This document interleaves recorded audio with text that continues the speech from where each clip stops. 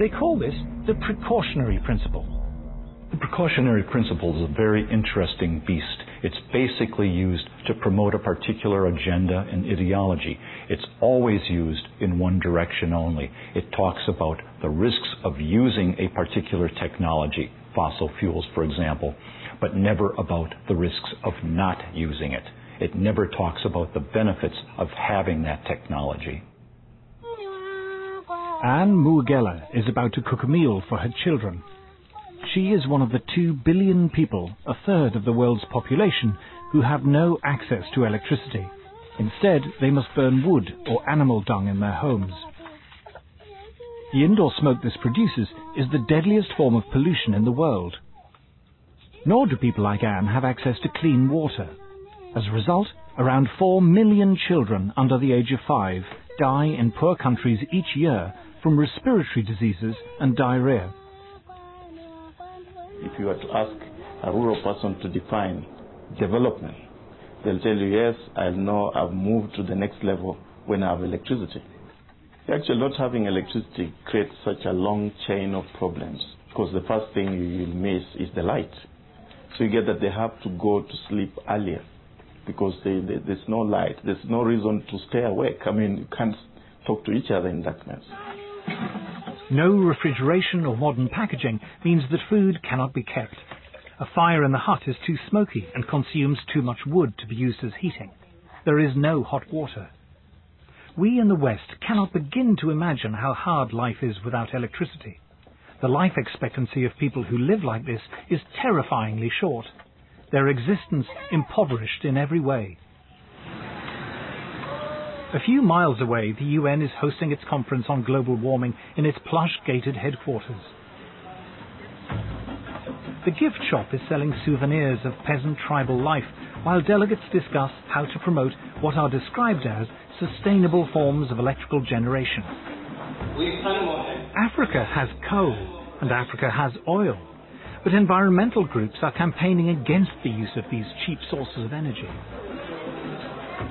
Instead, they say Africa and the rest of the Third World should use solar and wind power. A short drive out of Nairobi, we find our first solar panel. A Kenyan public health official has brought us to a clinic which serves several villages. The only electrical implements in the clinic are the electric lights and a refrigerator in which to keep vaccines, medicine and blood samples. Electricity is provided by 2 solar panels. So what can it do successfully? Lighting. Lighting only? Yes. What happens when you put lighting plus the refrigerator and others? What happens? It sounds an alarm. It sounds an alarm? Yeah. Then can we maybe see that?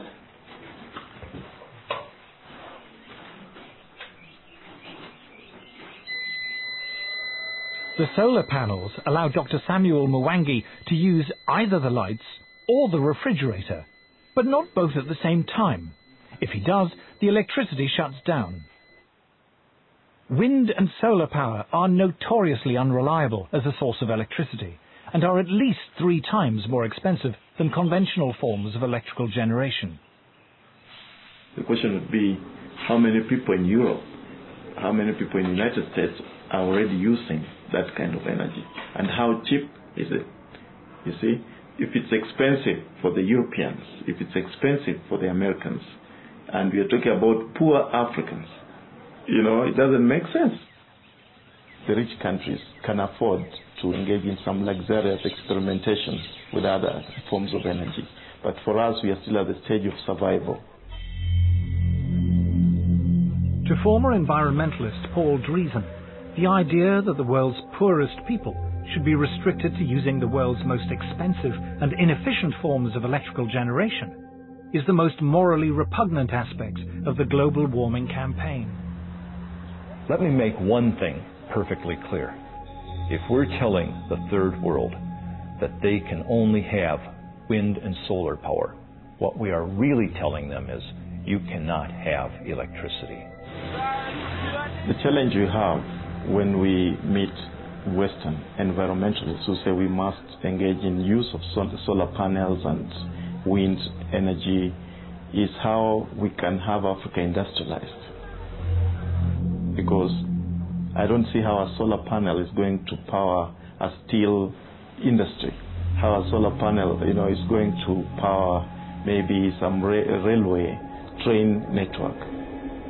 It might work maybe to power a small transistor radio. One clear thing that emerges from the whole environmental debate is the point that there's somebody keen to kill the African dream, and the African dream is to develop.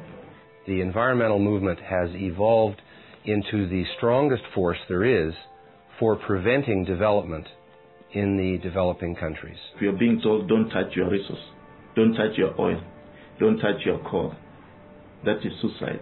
I think it's legitimate for me to call them anti-human. Like, okay, you don't have to think humans are better than whales or better than owls or whatever if you don't want to, right? But surely it is not a good idea to think of humans as sort of being scum, that it's okay to have hundreds of millions of them go blind or die or whatever. I just can't relate to that. Yes, I think that any politician today would be wise to be very careful about what they say about environment, because you are immediately branded as being on the far right, as being, a destroyer of worlds, if you side with industry these days.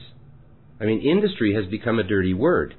Now, I grew up in an industry. I always thought being industrious was a positive thing. But it no longer is, apparently. Apparently industriousness is what is destroying the world. And industry, i.e. capitalism, is the main culprit in the piece. When in fact, that seems to me that industry is what is feeding and clothing and housing us every day. And I don't see an alternative institutional framework bebeing offered up. In fact, poverty causes more damage to the environment in many cases than wealth does. If you actually look at the environmental impacts of poor people living in Guatemala, living in Bangladesh, living in Kenya, you can see it with your eyes.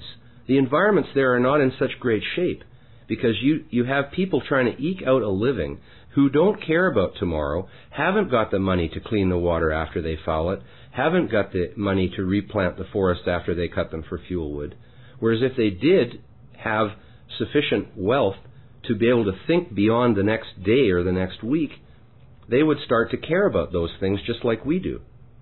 So that to me is the big division today in environmental thinking, is right at the very root of it, thinking that human beings are actually a cancer in the first place, so who cares about them? And then at the same time kind of romanticizing the hundreds of millions, billions of people who are living in a state that we would not consider to be dignified. They don't have basic sanitation and clean water and health care and education. Now that is not a dignified life. I have never heard any of these people recognize that poverty is actually an environmental problem. They seem to think that poverty is the solution to our environmental problems. That if everybody lived in poverty with very little, that then the earth would be fine.